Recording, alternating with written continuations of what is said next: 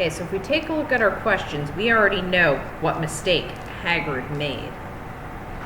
So think about what he told that stranger, because that's your answer to the next question. So pause this video, write it down, and I'll be here when you unpause. Keep reading. We've got to go to Dumbledore, said Harry. Hagrid told that stranger how to get past Fluffy, and it was either Snape or Voldemort under that cloak. It must have been easy once he got Hagrid drunk. I just hope Dumbledore believes us. Friends might back us up if Bane doesn't stop him. Where's Dumbledore's office? They looked around as if hoping to see a sign pointing them in the right direction. They had never been told where Dumbledore lived, nor did they know anyone who had been sent to see him. We'll just have to, Harry began, but a voice suddenly rang across the hall. What are you three doing inside? It was Professor McGonagall, carrying a large pile of books. We want to see Professor Dumbledore, said Hermione rather bravely, Harry and Ron thought. See Professor Dumbledore? Professor McGonagall repeated, as though this was a very fishy thing to want to do. Why? Harry swallowed. Now what? It's sort of a secret, he said, but he wished at once he hadn't, because Professor McGonagall's nostrils flared. Professor Dumbledore left 10 minutes ago, she said coldly. He received an urgent owl from the Ministry of Magic and flew off for London at once. He's gone? Said Harry frantically. Now? Professor Dumbledore is a very great wizard, Potter. He has many demands on his time, but this is important. Something you have to say is more important than the Ministry of Magic, Potter. Look, said Harry, throwing caution to the winds. Professor, it's about the Sorcerer's Stone. Whatever Professor McGonagall had expected, it wasn't that. The books she was carrying tumbled out of her arms, but she didn't pick them up. How do you know? She spluttered. Professor, I know that someone's going to try and steal the stone. I've got to talk to Professor Dumbledore. So the next question is asking, what do they think is going to happen that night? Harry just told you. So you can rewind if you need to listen to what I just read, and then you can pause the video to answer. And I'll just take a sip of my coffee while you do.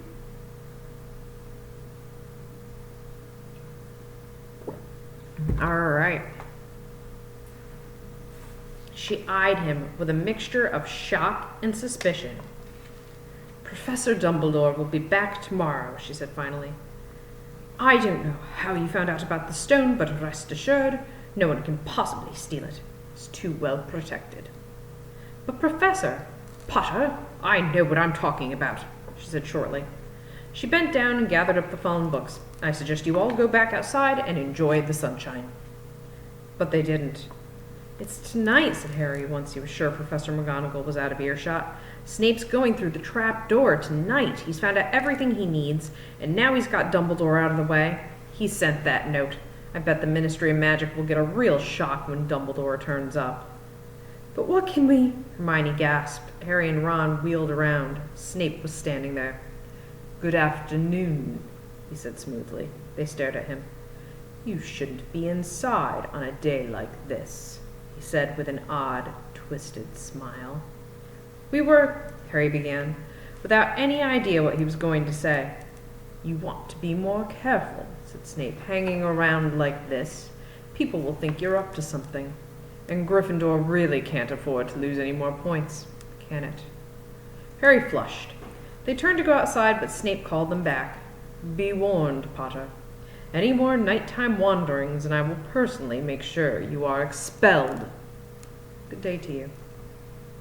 He strode off in the direction of the staff room. Out on the stone steps, Harry turned to the others. Right. Here's what we've got to do, he whispered urgently. One of us has got to keep an eye on Snape. Wait outside the staff room and follow him if he leaves it. Hermione, you'd better do that. Why me? It's obvious, said Ron. You can pretend to be waiting for Professor Flitwick, you know. He put on a high voice. Oh, Professor Flitwick, I'm so worried. I think I got question 14B wrong. Oh, shut up, said Hermione, but she agreed to go and watch out for Snape. And we better stay outside the third-floor corridor, Harry told Ron. Come on. So, what is Harry's plan? So we're looking at that right now. That's our next question. But that part of the plan didn't work. No sooner had they reached the door separating Fluffy from the rest of the school than Professor McGonagall turned up again, and this time she lost her temper. "I suppose you think you're harder to get past than a pack of enchantments?" she stormed. "Enough of this nonsense. If I hear you've come anywhere near here again, I'll take another 50 points from Gryffindor. Yes, Weasley, from my own house." Harry and Ron went back to the common room. Harry had just said, "At least Hermione's on Snape's tail," when the portrait of the fat lady swung open, and Hermione came in. "I'm sorry, Harry," she wailed. "Snape came out and asked me what I was doing, so I said I was waiting for Flitwick, and Snape didn't get him, and I've only just got away. I don't know where Snape went." "Well, that's it, then, isn't it?" Harry said. The other two stared at him. He was pale, and his eyes were glittering. "I'm going out of here tonight, and I'm going to try and get the stone first." "You're mad," said Ron. "You can't," said Hermione. "After what McGonagall and Snape have said, you'll be expelled." "So what?" Harry shouted. "Don't you understand? If Snape gets hold of the stone, Voldemort's coming back. Haven't you heard what it was like when he was trying to take over? There won't be any Hogwarts to get expelled from. He'll flatten it, or turn it into a school for the dark arts. Losing points doesn't matter anymore, can't you see? Do you think he'll leave you and your families alone if Gryffindor wins the House Cup? If I get caught before I can get to the stone, well, I'll have to go back to the Dursleys and wait for Voldemort to find me there. It's only dying a bit later than I would have, because I'm never going over to the dark side. I'm going through that trapdoor tonight, and nothing you two say is going to stop me. Voldemort killed my parents, remember?" He glared at them. So, what is Harry's plan? Why does he feel it is what he has to do? What is he going to do tonight for anyone else? So think about it. If you need to rewind the video and listen to me read it again, you can. And pause the video to answer. And then we'll finish up our day 1 reading. Okay. "You're right, Harry," said Hermione in a small voice. "I'll use the invisibility cloak," said Harry. "It's just lucky I got it back." "But will it cover all 3 of us?" asked Ron. All 3 of us? Oh, come off it. You don't think we'd let you go alone?" "Alone? Of course not," said Hermione briskly. "How do you think you'd get to the stone without us? I'd better go and look through my books. There might be something useful." "But if we get caught, you two will be expelled too."